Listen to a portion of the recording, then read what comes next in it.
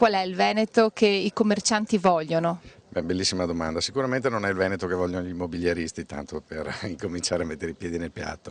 Non è sicuramente questo Veneto che ha il 18% del suo territorio già cementificato e con altri milioni e milioni di metri cubi programmati, licenziati, parzialmente concessionati, eccetera. È un Veneto che ritorni a misura d'uomo. Al motto di territorio, urbanità e programmazione, la Confcommercio del Veneto scende in campo. Lo fa con un convegno, il primo di una serie di incontri che toccheranno le 7 province venete. In primo piano la questione turismo, prima industria del Veneto. Secondo la Confcommercio troppo spesso penalizzata da una urbanizzazione e cementificazione selvaggia. I maestri dell'architettura mondiale dal 500 in avanti siamo passati ad essere, ahimè, la terra dei capannoni, delle case di dubbio gusto, delle periferie sgradevoli.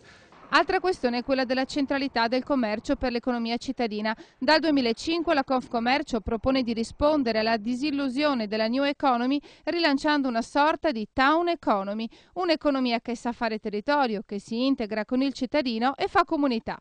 Ci vuole il giusto equilibrio fra l'esigenza di andare a fare la grande spesa nel centro commerciale e il piccolo esercizio di prossimità che sopravvive tranquillamente in città come New York, in città come Parigi. Non capisco perché debba scomparire da Conegliano Veneto o da altri piccoli paesi.